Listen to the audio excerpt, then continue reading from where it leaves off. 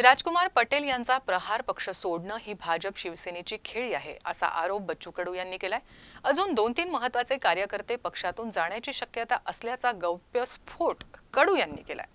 राजकुमार पटेल हे कडूंचे अत्यंत विश्वासू सहकारी शिवसेनेकडून त्यांच्या विरोधात उभे ठाकण्याची शक्यता आहे। या सर्व घडामोडींमुळे बच्चू कडू यांनी थेट मुख्यमंत्री एकनाथ शिंदे यांना आवाहन दिलंय। राजकुमार पटेल यांचं प्रहार पक्ष सोडणं ही भाजप शिवसेनेची खेळी आहे असा आरोप बच्चू कडू यांनी केला। अजूनही 2-3 महत्त्वाचे कार्यकर्ते जे जाण्याची शक्यता असल्याचा गौप्यस्फोट त्यांनीच केला। आम्हाला लढण्याची सवय आहे, आधीही होती आणि आताही आहे। पुन्हा लढू आणि एकाचे 10 निवडून आणू। निवडणुकीमध्ये हरलो तरी चालेल, पण विचारासोबत तडजोड नाही।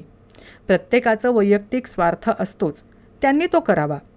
ते जिथे जात आहे त्यांनी तिथे सुखी राहावं। राजकुमार पटेल यांनी सांगितलं की दोस्ती कायम राहील तर आम्ही दोस्ती कायम ठेवू।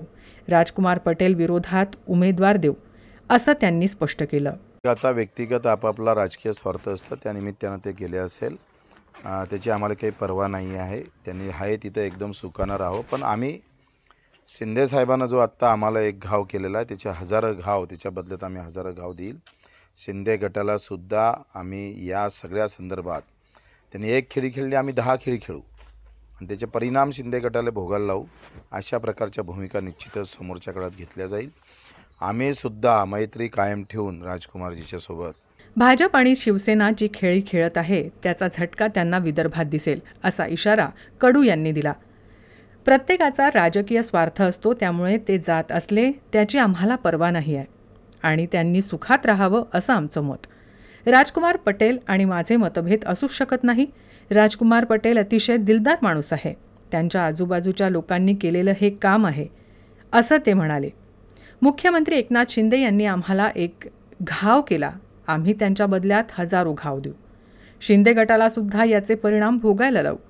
त्यांनी एक खेळी खेळली, आम्ही 10 खेळी खेळू। त्याचे परिणाम शिंदे गटाला भोगायला लावू अशी भूमिका आम्ही घेऊ असं कडू यांनी आव्हान दिलं आहे।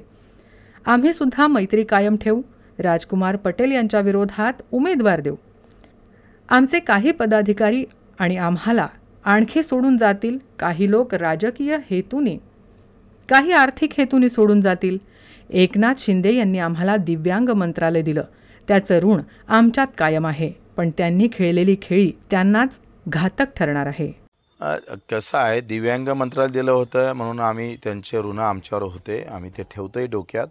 परंतु त्यांनी खेळलेली खेळी त्यांना अतिशय परिणामकारक, तेवढीच त्यांना घातक ठरू शकेल, अशा पद्धतीनं आम्ही समोर जाऊ।